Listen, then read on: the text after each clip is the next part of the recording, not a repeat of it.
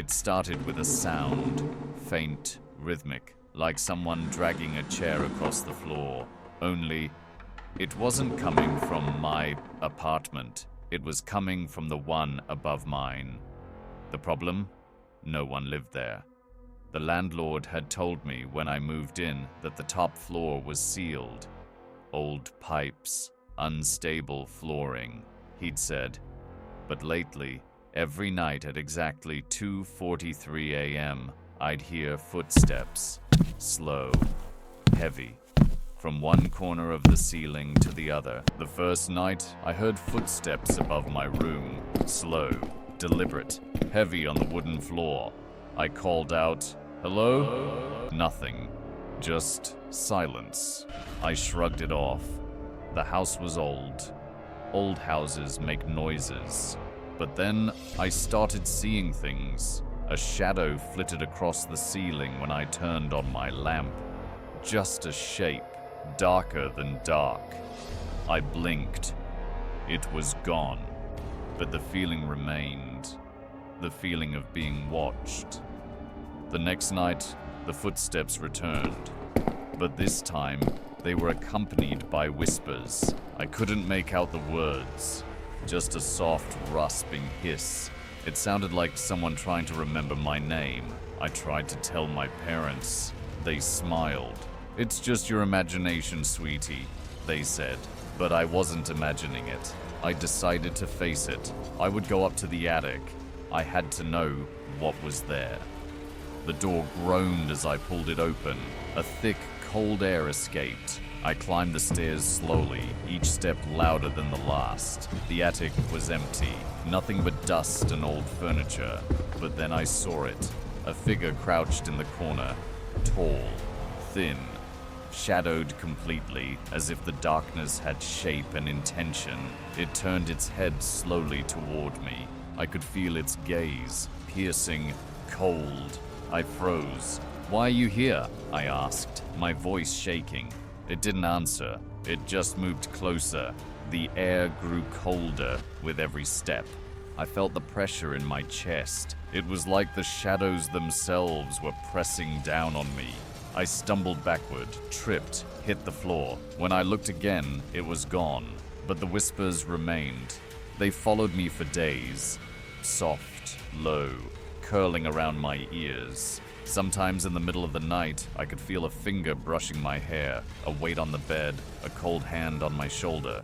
I tried recording it. My camera caught nothing but static and shadows that moved on their own. When I played it back, I heard the whisper again, clear this time. "Stay!"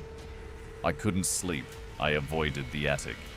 But I kept seeing that shape, in corners, in mirrors, in the faint outline behind my bedroom door. And then, one night, I woke to see it standing at the foot of my bed. It was taller than I remembered. Its face, I couldn't see. Only a void.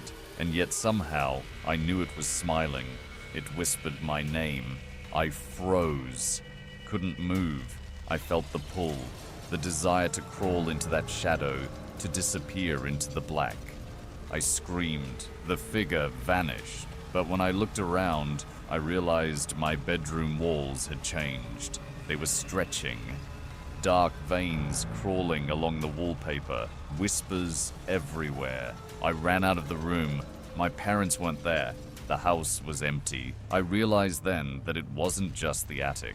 It was the entire house. Every corner, every shadow, every mirror. It lived there, watching, waiting. Days passed, and I left the house for school. When I returned, something had moved. The furniture was slightly rearranged. My bedroom door closed when I remembered leaving it open. That night, I didn't sleep. I couldn't. The whispers had grown louder. Now, they weren't just in my room. They were everywhere. Soft, coaxing, familiar. Then I heard it, a voice that sounded almost like mine. "Come play with me." I turned toward the attic. The door was open. The shadow was gone from my room, but I could see it moving above me. Something urged me forward. I felt pulled up the stairs. Every step was heavier than the last. The whispers wrapped around me like chains. I reached the attic. It was empty again, but the air was thick, almost alive. I shivered. Then I noticed the walls. They were breathing, pulsing slowly like a living thing. And from the corner, the shadow began to form again. It was taller now, closer. The void of its face seemed to suck in the light, the air, even my courage. I screamed, but no sound came out. I felt my body paralyzed. Then I heard the whisper clearly, "You belong here now." Everything went black. When I woke, I was on my bedroom floor. The sun was rising. The house seemed normal, but I knew it wasn't. It was waiting. Every corner, every mirror, every shadow, it was still there. I haven't told anyone. I can't. They wouldn't believe me. But tonight, I can hear it again. The whisper, soft, familiar. And the attic door is slightly open. Then came the scratching, not just on the walls, but behind the doors, on the ceiling, under my bed. It sounded like claws dragging slowly across wood, circling the room. I covered my ears, but the sound seeped into my skull. I could feel it crawling into my dreams before I even closed my eyes. I peeked through the window at night. The garden outside wasn't right. Shadows moved against the windless air. Figures crouched where there should have been none. I blinked. They vanished. I realized something. It didn't like light. Even the faintest glow would make it hesitate. But the whispers, they never stopped. And I understood. They wanted me to let the darkness in. Some nights, I hear the faintest footsteps behind me when no one is there. I feel a breath on my neck. I turn. Nothing. But a shadow lingers in the corner of my vision. It waits. I tried leaving. Every time I packed a bag, the house would shift. Doors leading outside disappeared. The stairs changed. Hallways stretched impossibly long. Once, I thought I had escaped. I reached the front door. It opened, and the wind outside felt welcoming. I stepped through, and the street was wrong. It was my street, but older, darker. And there, in the distance, a figure waved. I couldn't see its face, only the void. I slammed the door, woke up in my bed. Everything was normal, but the air smelled of wet earth and decay. Now I sleep with the lights on.